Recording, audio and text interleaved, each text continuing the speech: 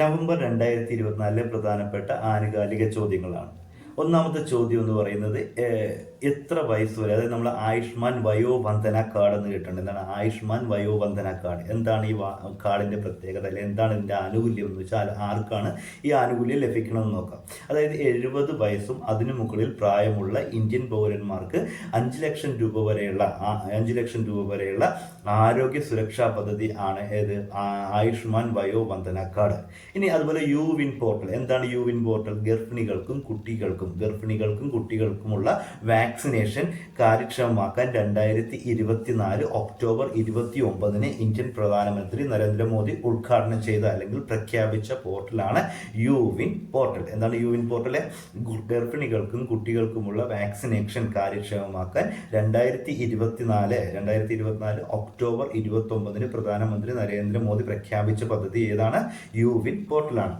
ഇനി ഇന്ത്യയുടെ ഒരു റാങ്കുമായിട്ട് ബന്ധപ്പെട്ടൊരു ചോദ്യമാണ്. അതായത് 2024 ഏഷ്യൻ ആം റെസ്ലിംഗിൽ ഇന്ത്യയുടെ റാങ്ക് എത്രയാണ്? എന്താണ് 2024 ഏഷ്യൻ ആം റെസ്ലിംഗ് കപ്പിൽ ഇന്ത്യയുടെ റാങ്ക് 2ാം റാങ്കാണ്. ഇനി ഇന്ത്യയിൽ എല്ലാ വർഷവും ഏത് ദിവസമാണ് ദേശീയ ഐക്യദിനമായിട്ട് ആചരിച്ചു പോരുന്നത്?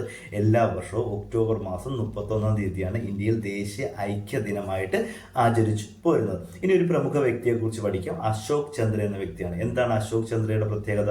അതായത് പഞ്ചാബ് നാഷണൽ ബാങ്കിന്റെ മാനേജിംഗ് ഡയറക്ടറും സിഇഒ ചീഫ് എക്സിക്യൂട്ടീവ് ഓഫീസറുമായി നിയമിതനായ വ്യക്തിയാണ് അശോക് ചന്ദ്ര.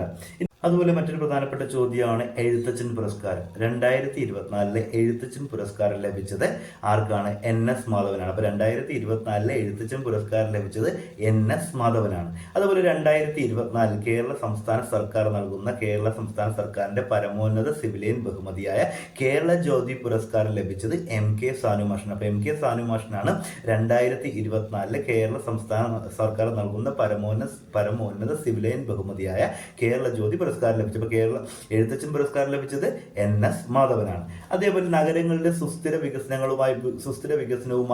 വികസനത്തിനുള്ള ഗ്ലോബൽ അവാർഡ് ലഭിച്ച കേരളത്തിലെ മുനിസിപ്പൽ കോർപ്പറേഷൻ ഏതെന്ന് ചോദിച്ചാൽ തിരുവനന്തപുരം മുനിസിപ്പൽ കോർപ്പറേഷനാണ്. അപ്പോൾ നഗരങ്ങളിലെ സുസ്ഥിര വികസനത്തിനുള്ള ഗ്ലോബൽ അവാർഡിന് തിരഞ്ഞെടുക്കപ്പെട്ട മുനിസിപ്പൽ കോർപ്പറേഷനാണ് ഏത്? Thiruvananthapuram municipal corporation. അതുപോലെ ISROയുടെ ആദ്യ അനലോഗ് ബഹിരാകാശ ദൗത്യം ആരംഭിച്ച സ്ഥലം ഏതെന്ന് വെച്ചാൽ ലഡാക്കിലെ ലേയിൽ നിന്ന്. അപ്പോൾ ലഡാക്കിലെ ലേയിൽ നിന്നാണ് ISROയുടെ ആദ്യ അനലോഗ് ബഹിരാകാശ ദൗത്യം ആരംഭിച്ചത്.